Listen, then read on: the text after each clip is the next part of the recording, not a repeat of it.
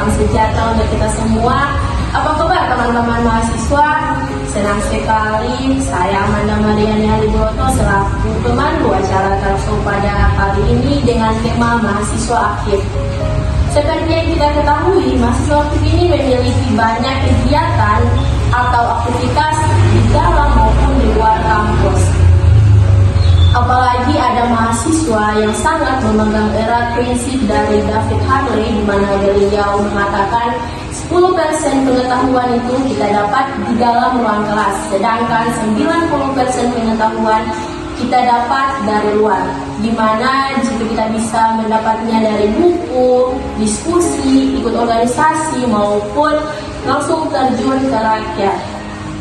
Nah, pada kesempatan kali ini kita akan membahas lebih lanjut, lebih detail apa sih sebenarnya mahasiswa aktif tersebut dan bagaimana cara mengelola waktu dan prioritas oleh mahasiswa aktif, serta apa saja kira-kira tantangan yang akan dihadapi oleh mahasiswa aktif. Pada talkshow kali ini saya memiliki 3 narasumber hebat, di mana narasumber tersebut akan membahas pertanyaan-pertanyaan kita kepada narasumber kita. Kita persilakan.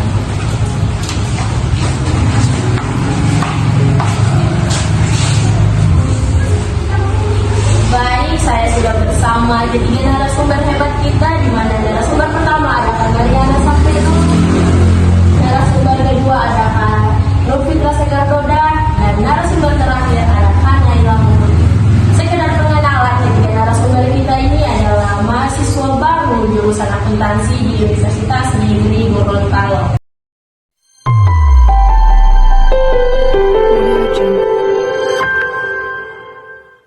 Tentu saja teman-teman mahasiswa sudah sangat tidak sabar mendengarkan paparan materi dari ketiga narasumber kita. Untuk mempersingkat waktu, mari kita mendengarkan paparan materi dari narasumber pertama yang akan menjelaskan apa sih sebenarnya mahasiswa aktif itu. Kepada Kak Mariana dipersilakan. Baik, terima kasih atas kesempatan yang diberikan. Jadi di sini saya akan membahas tentang apa sih mahasiswa aktif itu. Jadi mahasiswa aktif ini adalah mahasiswa yang tidak hanya ikut serta di bidang akademik saja, tetapi juga ikut berpartisipasi di dalam sebuah organisasi yang ada di kampus. Kemudian ada pun tipe-tipe dari mahasiswa aktif itu, yaitu ada tipe mahasiswa akademis, ada tipe mahasiswa aktivis, dan juga agamis. Tipe mahasiswa aktivis yaitu mahasiswa yang aktif dalam sebuah organisasi yang ada di kampus. Kemudian tipe mahasiswa akademis yaitu tipe mahasiswa yang hanya memprioritaskan IPK-nya, yaitu dia hanya fokus pada nilai mata kuliahnya saja dan ingin menjadi seorang mahasiswa yang nantinya lulus, dia akan menjadi mahasiswa yang memiliki nilai tertinggi. Kemudian yang terakhir yaitu tipe mahasiswa agamis, yaitu tipe mahasiswa yang menerapkan prinsip-prinsip agama di dalam dunia perkuliahannya dan juga ikut serta dalam organisasi agama yang ada di dalam kampus. Gitu. Wah, baik sekali ya. Jadi teman-teman mahasiswa di sini termasuk dalam tipe mahasiswa apa nih? Kira-kira kalau dari pandangan Kak Mariana, kita selaku mahasiswa itu bisa memiliki tipe tersebut? Tentu saja bisa, yang tergantung pada diri kita. Tapi menurut saya, seorang mahasiswa itu wajib atau harus memiliki tipe terutama pada tipe agama ini. Karena tipe agama ini sangat penting bagi seorang mahasiswa, terutama mahasiswa baru seperti saya dan seperti para kedua narasumber kita, karena tipe agama ini sangat penting ketika kita mendapat sebuah tantangan-tantangan yang tidak menyenangkan kan di dalam dunia kampus ini. Banyak sekali tantangan-tantangan yang dihadapi. Jadi agar supaya kita tidak terjun pada dunia kampus yang memiliki tantangan-tantangan yang tidak baik, jadi kita harus memiliki nilai-nilai agama yang tinggi. Oh iya, sangat betul. Kalau bisa ketiganya, mengapa pilih salah satu ya Kak Mariana? Ya, tapi itu tergantung pada diri kita sendiri. Kita pilih ketiganya atau dengan salah satunya. Jadi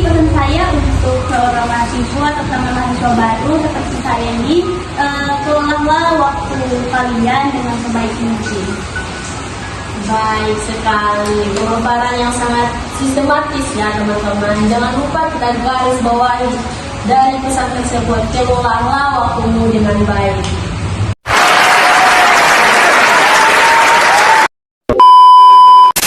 Kita juga di sini memiliki narasumber yang akan membahas bagaimana sih sebenarnya cara yang baik untuk mengelola waktu dan prioritas.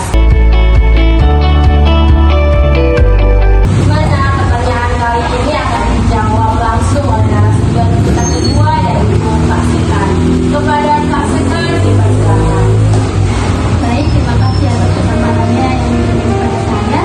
Saya sangat senang bisa membagikan pengalaman dan pandangan tentang bagaimana mengelola waktu dan prioritas sebagai mahasiswa.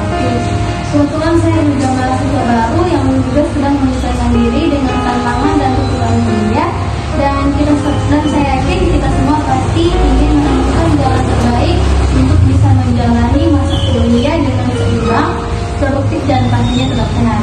Salah satu tips atau cara yang sangat penting menurut saya yaitu manajemen waktu dan prioritas. Oke, strategi yang paling penting yaitu manajemen waktu dan prioritas. Nah, kira-kira mengapa manajemen waktu dan prioritas itu sangat penting? Nah, jadi di dunia perkuliahan tantangan tidak hanya datang dari tugas dan ujian saja, melainkan dari kegiatan organisasi, teman-teman dan aktivitas pribadi kita. Maka dari itu kita perlu manajemen waktu dan prioritas yang baik agar kita bisa menyeimbangkan antara belajar dan berorganisasi agar kita bisa berfokus secara akademik sambil tetap menjaga kesehatan mental. Nah, kira-kira bagaimana sih cara ataupun tips dari KCK untuk mengelola waktu? Pertama, saya membuat jadwal harian atau mingguan. Saya mencatat semua kegiatan yang harus saya selesaikan pada hari itu, minggu itu. Tujuannya agar saya mengingat tugas dan melihat apakah ada waktu-waktu luang yang bisa saya gunakan untuk hal-hal produktif lainnya. Lalu yang kedua, saya tetapkan prioritas pada kepentingan dan batas waktu yang dekat.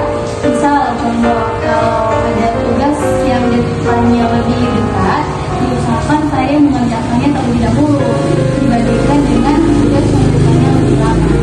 Lalu yang ketiga, saya menggunakan teknik Pomodoro. Mungkin teman-teman sudah tidak asing lagi dengan teknik ini ya. Teknik ini biasanya memecah waktu belajar menjadi sesi singkat, biasanya 25 menit dengan jeda waktu istirahat 5 menit. Ini tujuannya agar kita tidak cepat merasa bosan atau jenuh dan merasa cepat kelelahan. Yang terakhir, saya selalu mengevaluasi diri setiap minggu. Tujuannya agar saya tahu apakah ada waktu yang terbuang atau tidak, lalu apakah ada tugas yang saya selesaikan tepat waktu atau tidak. Jadi itu mungkin dari saya. Baik, mungkin teman-teman mahasiswa juga memiliki cara-caranya tersendiri. Tapi saya ataupun mungkin teman-teman juga bertanya-tanya bagaimana sih cara KCK untuk menentukan prioritas. Baik, untuk mengelola prioritas yang pertama saya beradaptasi, mengenali tujuan. Apa sih tujuan utama kita di kampus? Apa sih tujuan utama kita kuliah? Yang pastinya kita semua ingin cita yang bagus, lulus tepat waktu, membangun relasi dan kemampuan kita. Yang kedua, saya selalu ingat prinsip jangan takut untuk memilih berkata tidak. Maksudnya di sini kan kita sebagai mahasiswa pasti selalu ditawarkan banyak kegiatan-kegiatan yang menarik, tetapi tidak sejalan dengan tujuan utama kita. Nah, kita harus menolak semua itu. Jangan jadi mahasiswa yang terus berkata ya. Itu mungkin di sini sekarang people pleaser ya. Oh iya, people pleaser itu orang yang sangat menjaga perasaan orang lain dan mengesampingkan perasaan diri sendiri ya. Nah, iya benar. Jangan seperti itu kalau di kampus ya. Meskipun niatnya baik, tapi tidak sejalan dengan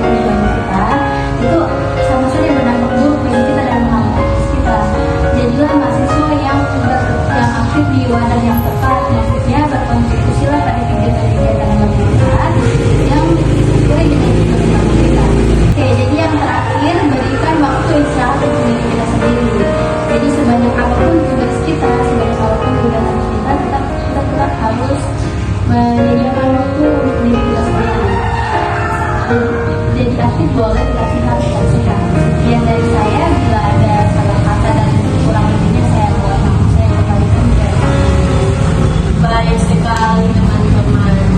Ya meskipun sebenarnya saya agak tersinggung dengan kata-kata di Profesor, dimana situ orang yang lebih mengutamakan perasaan orang lain dibandingkan perasaan sendiri. Oh, jadi Kak Mata itu termasuk tipikal orang yang cukup pisah ya? Iya benar, karena saya juga sering mendapatkan ajakan dari teman-teman maupun senior-senior yang mengajak saya untuk ikut dalam aktivitas-aktivitas lain yang di luar kampus. Ya meskipun sebenarnya saya sangat butuh istirahat, saya karena memang saya termasuk dalam people pleaser tersebut, saya selalu mengiyakan setiap ajakannya. Tapi mungkin setelah mendengarkan paparan dari Kak Sekar, saya sendiri akan lebih belajar atau mencoba untuk mengatakan tidak. Jika memang kegiatan yang saya jalani itu sudah sangat over, teman-teman. Oke. A few moments later. Nah, selanjutnya kita akan mendengarkan pemaparan materi dari narasumber kita yang ketiga, yang akan menjelaskan apa saja sih tantangan-tantangan yang akan dihadapi oleh mahasiswa. Kepada Hanela, kita silakan. Baik, terima kasih kepada moderator yang sudah memberikan kesempatan kepada saya. Saya senang sekali bisa menjadi narasumber pada acara Kamsong kali ini. Untuk tantangan konsisten dalam menerapkan tips manajemen waktu dan prioritasnya memang umum dialami oleh mahasiswa, terutama karena adanya distraksi dan kesulitan dalam membangun kebiasaan baru, terutama ada gangguan dari media sosial dan teknologi, di mana tantangan itu berupa notifikasi di media sosial yang sering mengganggu konsentrasi. Akibatnya waktu terbuang hal-hal yang tidak penting. Solusinya matikan notifikasi pada saat kita belajar atau atur waktu yang khusus untuk mengecek media sosial. Wah, pada faktor yang pertama ini kayaknya sudah sangat-sangat familiar ya bagi kita, apalagi kita mendapatkan diskon, apalagi kita mendapatkan notifikasi diskon dari Shopee ataupun aplikasi-aplikasi belanja lainnya. Nah, itu tuh yang paling menggoda. Yang kedua itu karena motivasi yang tidak konsisten. Biasanya motivasi belajar bisa naik turun, terutama merasa bosan dan tidak bersemangat. Solusinya bisa buat daftar tujuan harian atau mingguan, coba istirahat sejenak atau makan makanan favorit. Yang ketiga, sulitnya menyesuaikan jadwal kampus yang padat, apalagi sudah banyak tugas yang deadline-nya 1 sampai 2 hari. Pasti jadwal yang telah dibuat akan sulit disesuaikannya. Bisa diatur ketika ada kegiatan yang mendadak. Pisahkan antara tugas yang mendesak dan tugas yang bisa ditunda. Keempat, faktor lingkungan seperti teman yang kurang mendukung sehingga sulit menjaga fokus. Nah, untuk faktor ini juga termasuk faktor yang sangat sering kita temui di kalangan mahasiswa ya. Nah, bagaimana kira-kira untuk solusinya? Solusinya kita ajak teman yang bisa saling bekerja sama atau kelompok yang sesuai dengan produktif. Berbagai progres dengan teman bisa menjaga semangat tetap tinggi. Nah, bagaimana kira-kira jika masalah ini terjadi di lingkungan pasangan kita? Ya, makanya jangan dulu pacaran. Dan tantangan terakhir yaitu tuntutan tugas dan kegiatan kampus yang sering menyebabkan kelelahan. Solusinya, jaga waktu istirahat dan hiburan kecil agar tetap produktif. Luangkan waktu aktivitas yang menyegarkan pikiran. Mungkin itu beberapa contoh kasus tantangan yang sering terjadi. Baik, itu adalah beberapa contoh kasus tantangan yang sering mahasiswa aktif hadapi. Kepada ketiga narasumber, kita beri aplaus dulu. Baik, saya ucapkan terima kasih kepada ketiga narasumber yang telah menyempatkan diri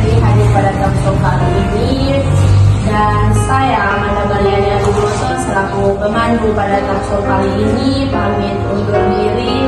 Lebih dan kurangnya saya mohon maaf. Wassalamualaikum warahmatullahi wabarakatuh.